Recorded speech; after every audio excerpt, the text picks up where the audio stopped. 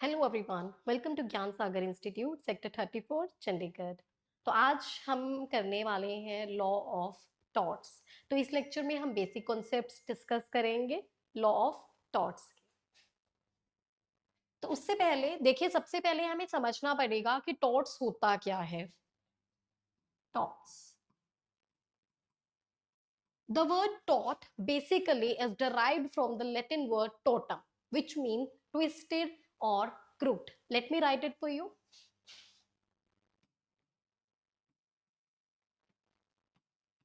Latin word totum, which means twisted or crooked. In normal language, we can say that torts is an wrongful act. Wrongful act in which remedy you get is damages. And the damages which we get are unliquidated damages. Wrongful act resulting into damages to one party, and of course the party which suffered loss does have remedy, and the remedy is damages.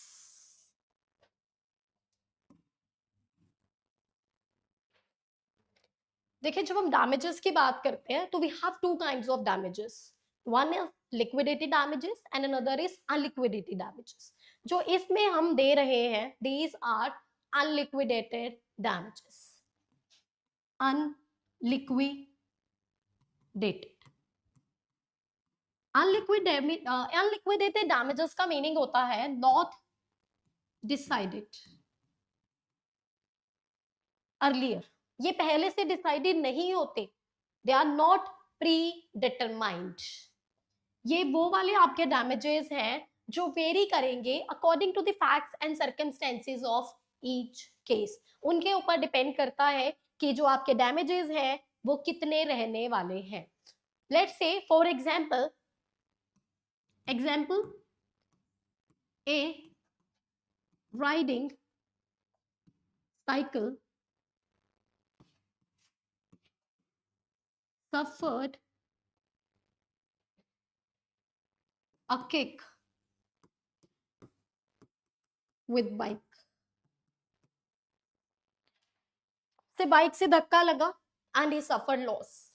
अब यहाँ पे आप कितने loss दे देंगे नहीं पता। You can not से 100, 500, 1000। Reason being we do not know how much loss the boy is suffer due to that sudden attack और सडन पुश।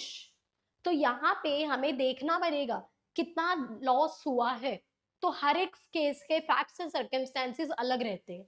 जितने आपके अलग अलग फैक्ट्स एंड सर्कमस्टेंसेस होते जाएंगे उतना ही आपका डैमेज वेरी करता जाएगा। तो these are unliquidated damages which are not decided previously। वो बाद में आपको पता लगेगा कितना लॉस मिलने वाला है और कितना नहीं मिलने वाला है। तो अगर हम बात करें what are the three elements in order to constitute a tort, हमें कैसे पता लगेगा टॉर्ट हो गया है। There is wrongful act one. अगर हम एलिमेंट्स की बात करें, let's just talk about elements. देखिए टॉर्ट एलिमेंट्स, तो देयर आर थ्री एलिमेंट्स। सबसे पहले वाला जो एलिमेंट है आपका that is wrongful act. Wrongful act.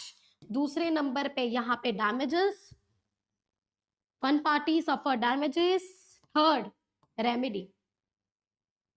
ये कॉमन लाइन है, when there is wrong there is remedy. जहां पर भी डैमेजेस होंगे वहां पे रेमेडी होगा ही होगा, but the remedy we get is unliquidated damages.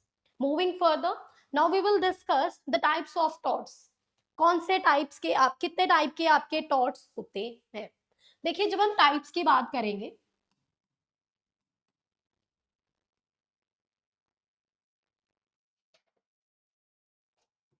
सबसे पहले यहाँ पे होता है इंटेंशनल।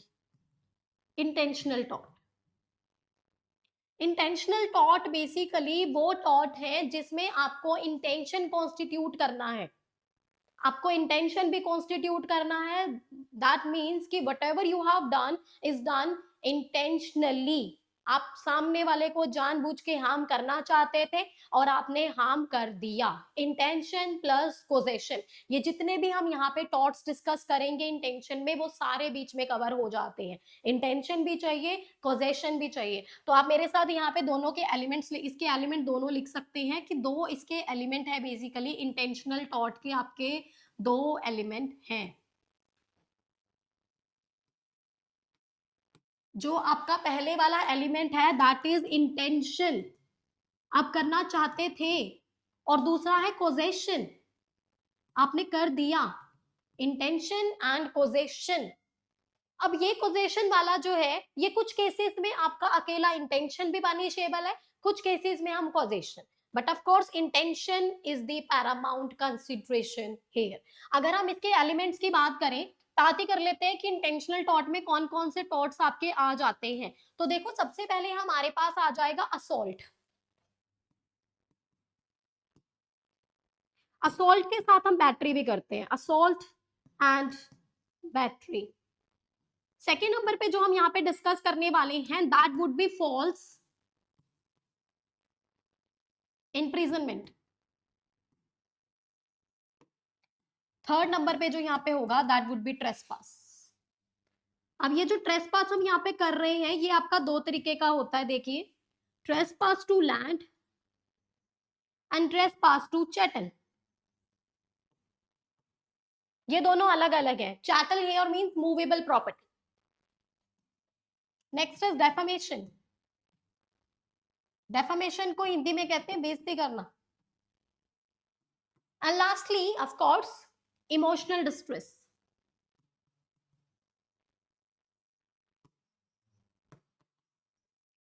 ये आपके यहाँ पे कवर हो जाते हैं। Intentional torts, please have a look at it. Intentional thoughts.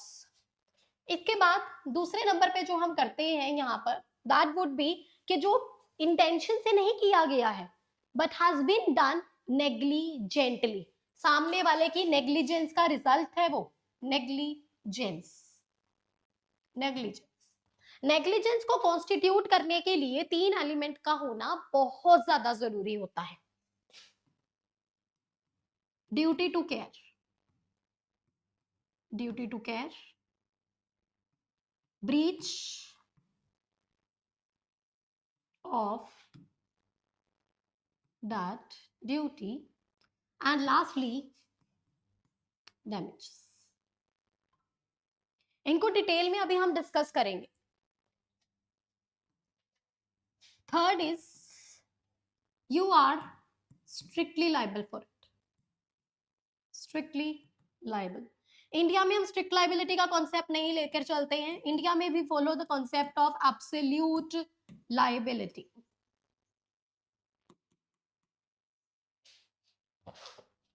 Absolute liability.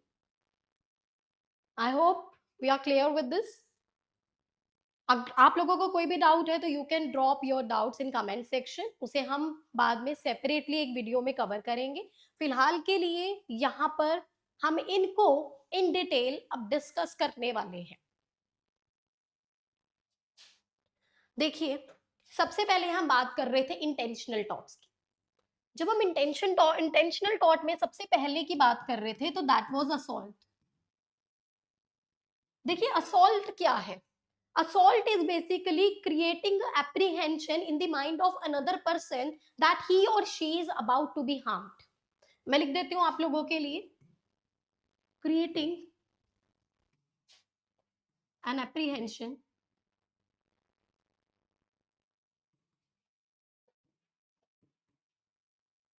in mind of another that he or she is about to be harmed। he or she is about to be harmed, ये आपका assault. Example दे देती हूँ मैं आप लोगों को, let to make it easy. हम बात करते हैं क्लासरूम की।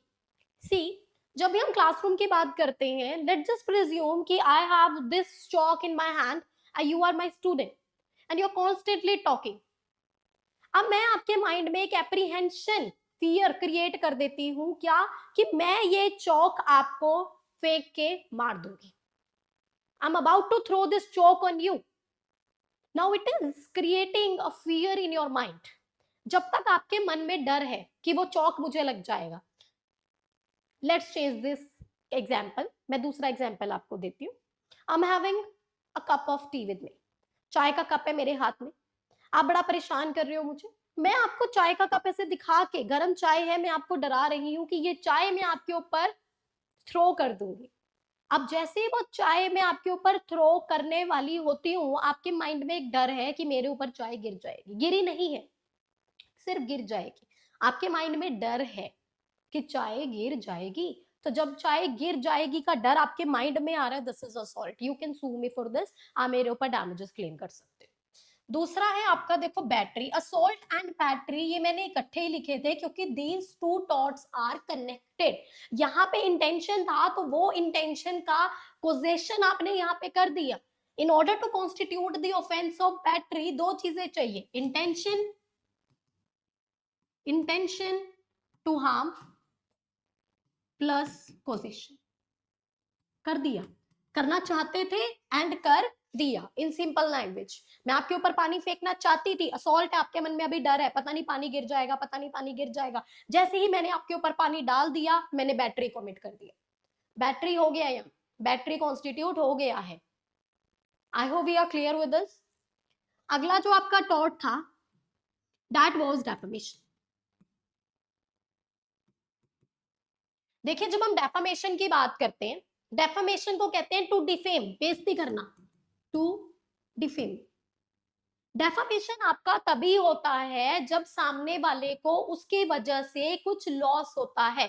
किस टाइप का लॉस आप कह सकते हो, लॉस ऑफ रेपुटेशन, सोसाइटी ने उन्हें आउटकास्ट कर दिया, ग्रुप से बाहर कर दिया, बात नहीं कर रहे हैं, किसी चीज में शामिल नहीं कर रहे हैं, तो ये कुछ लॉस है जो डेफामेशन की वजह से उनको सफर करना पड़ा।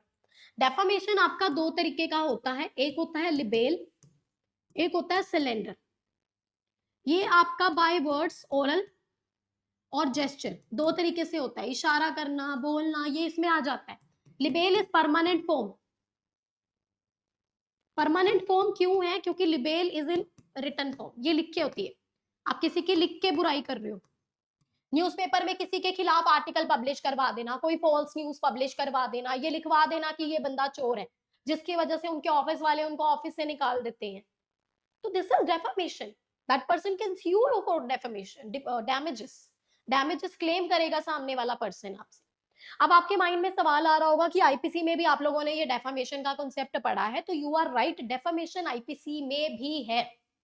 आईपीसी में डेफामेशन अगर हम क्लेम करते हैं तो हमारा मेन मकसद रहता है सामने वाले को to put him behind the bars, लेकिन यहाँ पे हम पर्सन से डैमेजेस क्लेम करना चाह रहे हैं। हमें नहीं लग रहा है कि जेल में भेज के बंदे को हमें कुछ हासिल होगा, तो हम यहाँ पे जो हमारा लॉस ऑफ रेपुटेशन हुआ है उसके लिए डैमेजेस क्लेम कर लेंगे।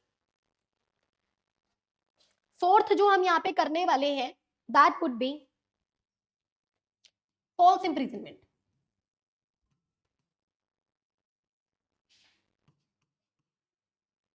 देखिए, जब हम किसी को फॉल्स इंप्रिजनमेंट का मतलब है with the knowledge of that person, जब आप किसी को जानबूझ के किसी भी एक रूम में बंद कर देते हैं तो उसे फॉल्स इंप्रिजनमेंट कह देते हैं।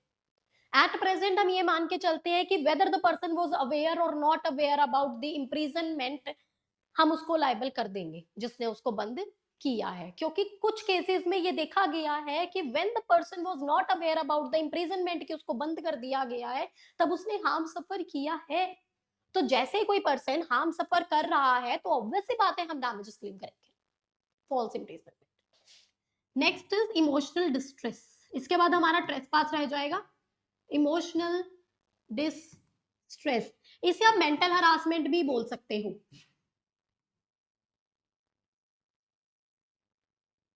देखो, सीधी सी बात है, किसी को मेंटली हैरेस कर, मैंने आपको बोला Priya what are you doing here, आपका भाई नीचे, देखो आई डोंट नो क्या हुआ उसे, जल्दी जाओ, पता नहीं, जाओ जाओ। आप यहाँ, we are on third floor right, अब थर्ड फ्लोर से नीचे जा रहे हो फटाफट फटाफट फटाफट, एंड जाके देखते हो भाई इज ऑल ओके, भाई खुश है, वीडियो गेम खेल रहा है, is all happy, nothing happened to him, बिल्कुल ठीक है वो।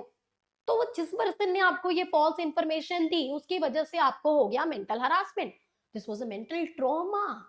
तो ऑब्वियस सी बात है कि आप उससे डैमेजेस क्लेम करेंगे इसके लिए, this is mental harassment, emotional distress, आपके इमोशंस बहुत हाई हो चुके थे उस टाइम पे, आपको इमोशनली डिस्ट्रेस होना पड़ा, तो आप डैमेजेस लेंगे। किसी को खराब मैसेजेस भेज के, स्पैम मैसेजेस भेज के आप परेशान कर रहे हैं, वो भी इसी में आ जाएगा, we can claim damages from that particular person for it।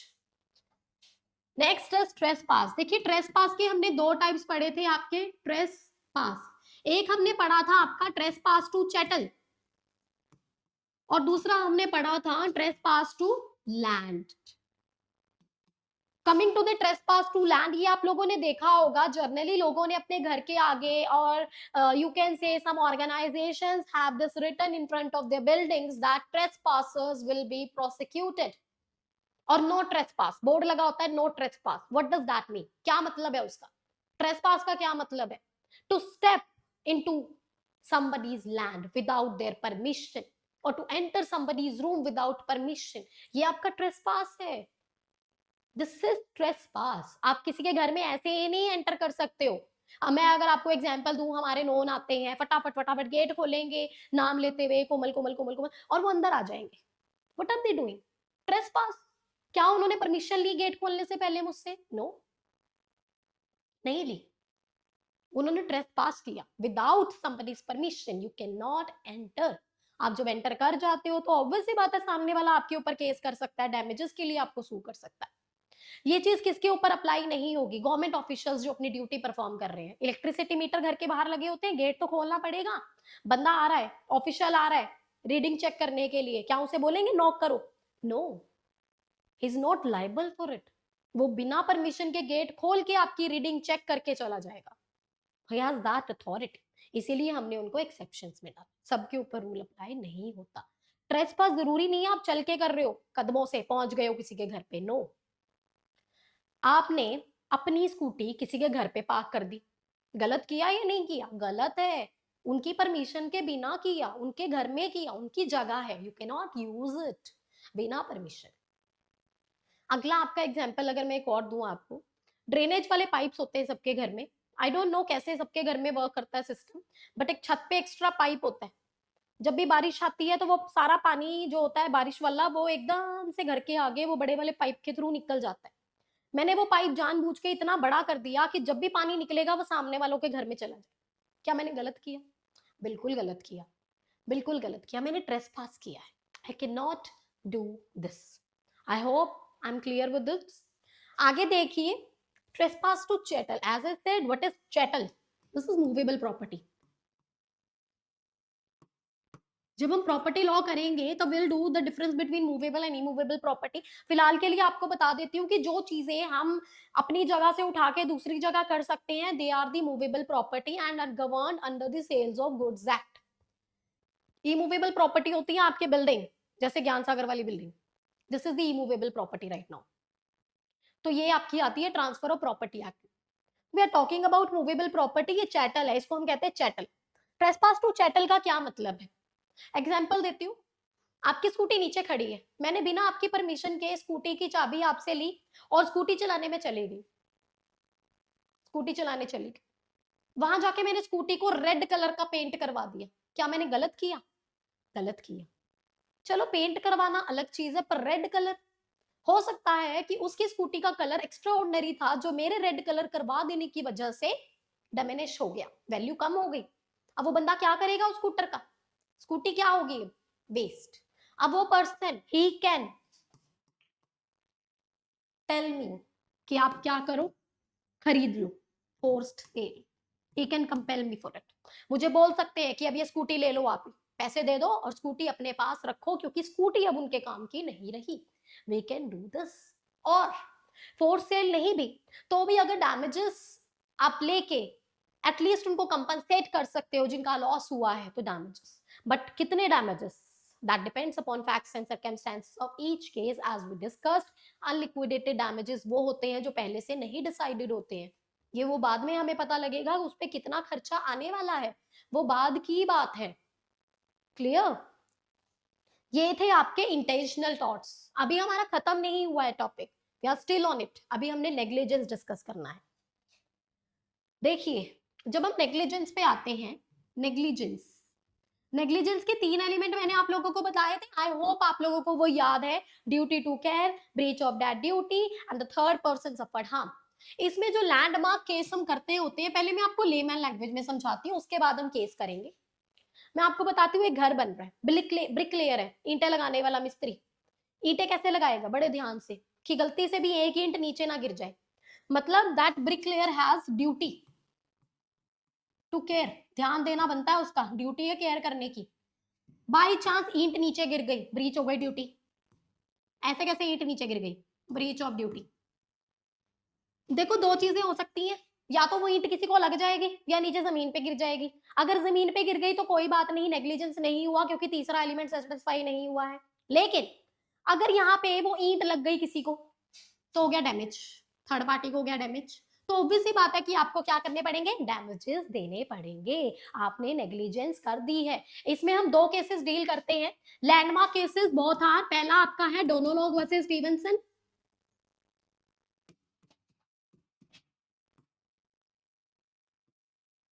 दूसरा केस है आपका मैकपर्सन वर्सेस बिग मोटर। देखिए, दोनों केसेस के बारे में आप लोगों को बता देती हूँ। Donoghue versus Stevenson. Now what is Donoghue versus Stevenson case? इसमें हुआ क्या था, एक lady Mrs Stevenson ginger beer लेती हैं। उनकी जिंजर बियर बॉटल में जैसे ही वो पी लेती हैं, डिकम्पोज्ड बॉडी ऑफ स्नेल मिलता है, जिसकी वजह से वो हो गई हैं इल। अब अगर आप इसको रिलेट करेंगे, सबसे पहले आप मुझे बताएंगे गलती किसकी है? पैक करने वालों की।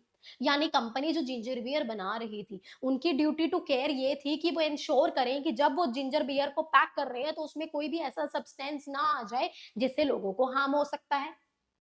अब जैसे उसमें स्नेल की डिकम्पोज्ड बॉडी आ गई, तो हो गई ब्रीच ऑफ दैट ड्यूटी। अब लेडी ने तो जिंजर बियर पी ली, उनको तो हो गया नुकसान, ये आ गए डैमेजेस। अब उनको डैमेजेस देने पड़ेंगे। तो कोर्ट ने भी यही बोला कि आपकी ड्यूटी बनती थी, जब आप ऐसी चीजें पैक कर रहे हो तो बंदा नॉर्मली बोतल को खोल के चेक नहीं करेगा उसमें क्या है क्या नहीं। आपकी ड्यूटी बनती है पैक करते हुए ये इंश्योर करना कि उसमें कोई भी चीज ऐसी पैक ना हो जाए जिससे किसी को नुकसान हो। पहला केस। दूसरा केस है मैकफर्सन वर्सेस बिग मोटर का। What happened in this? आप लोग मुझे बताएं, हम गाड़ी लेते हैं, गाड़ी का टायर फट जाता है, कौन लायबल है? एमआरएफ का टायर तो नहीं, लेट्स नॉट से the name of tyre, ABC company tyre. ABC company का टायर है, फट गया। अब आप मुझे बताएं कौन लायबल है? एबीसी कंपनी टायर वाली, या जिन्होंने गाड़ी बनाई थी बीसीडी कंपनी गाड़ी वाली, वो लायबल होंगे? अब देखो, हमें लगेगा कि टायर वाले लायबल हो रहे हैं, बट नहीं, टायर वालों ने तो टायर दे दिया। अल्टीमेट रिस्पॉन्सिबिलिटी जिसकी सबसे पहले हम कंप्लेंट करेंगे वो है कार वाले। अब कार वाले अपना ब्लेम डाल देंगे टायर वालों के ऊपर कि टायर वालों ने ठीक से टायर दिया नहीं, तो फिर भी हम लाइबिलिटी उन्हीं को देंगे, बीसीडी कार वालों को। क्यों देंगे? क्योंकि उनकी गलती है। जब आप टायर लगा रहे हो, असेंबल, जब आप किसी चीज को असेंबल करते हो तो what is your work? To inspect. आपने इंस्पेक्ट क्यों नहीं किया? इंस्पेक्ट करके सारी चीजें फिट करनी थी। अब बिना इंस्पेक्शन के कुछ भी फिट कर देते हो तो ऑब्वियस सी बात है कि आपकी गलती है, आपको लाइबिलिटी उठानी पड़ेगी। तो ये था ये यहाँ पे मैकफर्सन वर्सेस बिग मोटर वाला case. Clear?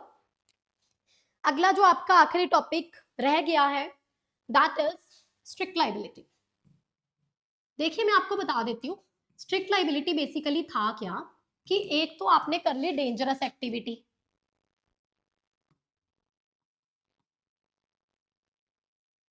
dangerous activity, that means non natural use of land। दूसरा, एस्केप। तीसरा,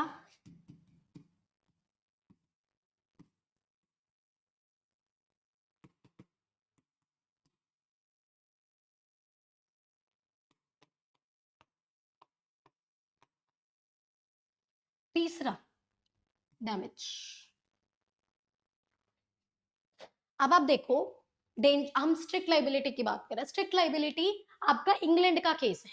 ये शुरू हुआ था आपके रेलैंड वर्सेस फ्लेचर केस के साथ, पहले नहीं था। रेलैंड वर्सेस फ्लेचर केस में ये प्रिंसिपल इवॉल्व हुआ, इंडिया में हम इसको लेकर आए थे। Shri Ram food fertilizer, although the concept has been implemented in India after the case of Bhopal gas tragedy case, but जो आपका एमसी मेहता केस है उसने इस कॉन्सेप्ट को डेवलप करने में बहुत इंपॉर्टेंट रोल प्ले किया है। अगर आप इसमें देखोगे, रेलैंड वर्सेस फ्लेचर केस में एक रिजर्वियर बनवाया गया था, घर के आसपास एक रिजर्वियर बनवाया गया। वो रिजर्वियर एक इंडिपेंडेंट कॉन्ट्रैक्टर ने बनवाया था, जिसमें बहुत सारा पानी इकट्ठा किया गया। एक छोटी सी गलती की वजह से वो पानी रिजर्वियर से बाहर आ गया और साथ वाले के फील्ड, जो उनके नेबरहुड में पड़ोसी थे, उनके फील्ड में चला गया, जिसकी वजह से उनको हो गया नुकसान। कोल माइंस में गया, नुकसान हो गया। उन्होंने उनके ऊपर कर दिया केस फाइल। तो उन्होंने कहा कि ये काम मैंने नहीं किया था, इंडिपेंडेंट कॉन्ट्रैक्टर ने किया था, उसकी गलती है। लेकिन हम कह रहे हैं कि हमने तीन चीजें देखनी है। पहला, आपने किया डेंजरस एक्टिविटी, यानी आप अपनी लैंड का नॉन नेचुरल यूज कर रहे थे। पानी इतना सारा इकट्ठा करना इज नॉट गुड। देन वो वाटर आपका हो गया स्केप, अपनी जगह छोड़ चुका, बाहर आ गया, और उसकी वजह से हो गया सामने वाले को डैमेज। जो डैमेज हो ही गया है तो ऑब्वियस सी बात है कि लाइबिलिटी आपकी होगी। इसी के साथ जो कॉन्सेप्ट हम इंडिया में लेके आए, that was absolute liability. Absolute liability में हमने बोला कि एनी एंटरप्राइज, वो हजार्डस वर्क में लगी हुई है, तो जितना भी, इंस्पाइट ऑफ, जितना मर्जी आप केयर हो जाओ, इंस्पाइट ऑफ केयर, अगर कोई लॉस हो गया तो आप उसके लिए लाइबल हो। Absolute liability, any enterprise dangerous काम में लगी हुई है, आपकी वजह से कोई नुकसान हो गया है, तो आप उसके लिए लाइबल हो, चाहे आपने जितना मर्जी केयर कर दिया हो। एमसी मेहता केस में इन्होंने यही बोला, कहते कि आपने चाहे जितना मर्जी केयर किया हो, आप नहीं कह सकते हो एंटरप्राइज, एंटरप्राइज ये नहीं कह सकती कि हमने तो रीजनेबल केयर किया था, फिर भी लॉस हो गया। लॉस हो गया है तो आप लाइबल हो। अगर मैं आपसे सवाल पूछूं, बताएं एब्सोल्यूट लाइबिलिटी ज्यादा स्ट्रिक्ट है या स्ट्रिक्ट लाइबिलिटी ज्यादा स्ट्रिक्ट है, तो आंसर बड़ा क्लियर है, एब्सोल्यूट लाइबिलिटी ज्यादा स्ट्रिक्ट है। इसका रीजन मैं आपको एक और देती हूँ। स्ट्रिक्ट लाइबिलिटी में बचने के चांसेस हैं, you can still be saved in strict liability, but in absolute liability there is no way out। आप बच ही नहीं सकते हो। कैसे नहीं बच सकते हो बता देती हूँ। एक्सेप्शंस यहाँ पे हम डिस्कस कर रहे हैं स्ट्रिक्ट लाइबिलिटी की। देखो, सबसे पहले act of God, act of God. दूसरे नंबर पे देखो आप, प्लेंटिफ की खुद की गलती, प्लेंटिफ ऑन फॉल्ट। तीसरे नंबर पे स्ट्रेंजर ने कुछ कर दिया। फोर्थ नंबर पे आप यहाँ पे कह सकते हो mutual benefit. Last, act of statute. ये पांच ऐसी एक्सेप्शंस हैं जो आपको स्ट्रिक्ट लाइबिलिटी में तो मिलेंगी, लेकिन ये आपको एब्सोल्यूट लाइबिलिटी यानी इंडिया में बिल्कुल भी नहीं मिलने वाली। एग्जांपल दे देती हूं मैं आपको। एक एंटरप्राइज है, बिजली गिर गई, एंटरप्राइज से लीक हो गई गैस, कौन लाइबल है? भगवान? नो। एंटरप्राइज? नो। अगर इंग्लैंड में है यानी स्ट्रिक्ट लाइबिलिटी लगनी है तो बच जाएगा, लेकिन अगर इंडिया में है एब्सोल्यूट लाइबिलिटी लगनी है तो नहीं बच पाएगा। दूसरा, प्लेंटिफ की खुद की गलती। प्लेंटिफ कौन होता है? जो कंप्लेंट कर रहा है कि मुझे नुकसान हुआ, उसकी खुद की गलती की वजह से उसको नुकसान हुआ, when it was clearly written कि अंदर नहीं जाना, प्लेंटिफ फिर भी अंदर जाता है, हार्म हो जाता है, तो उसकी खुद की गलती है। लेकिन इंडिया में एंटरप्राइज की गलती है। स्ट्रेंजर, कोई चलता हुआ इंसान माचिस मैच बॉक्स से आग लगाकर चला गया, स्ट्रिक्ट लाइबिलिटी में बच जाओगे, लेकिन एब्सोल्यूट लाइबिलिटी में नहीं बच पाओगे। म्यूचुअल बेनिफिट, प्लेंटिफ डिफेंडेंट की मिली भगत है, ये दोनों को ही फायदा होने वाला था। अब जब नुकसान हो गया तो प्लेंटिफ आ गया है डैमेज मांगने, तो इट इज रॉन्ग। जब आपने म्यूचुअली डिसाइड किया हुआ था कि बेनिफिट दोनों शेयर करेंगे, तो लाइबिलिटी के केस में आप ऐसे केस फाइल नहीं करोगे। क्लियर, स्टैट्यूट, लॉ ने जो कर दिया, लॉ के खिलाफ आवाज नहीं उठानी। लेकिन ऑफ कोर्स इंडिया में चाहे लॉ बदल गया हो, एब्सोल्यूट लाइबिलिटी में enterprise will still be liable, लेकिन आप स्ट्रिक्ट लाइबिलिटी में बच सकते हो। Let me know in case you have any doubt, हम उन्हें क्लियर कर लेंगे। And please drop your views in the comment section. Thank you.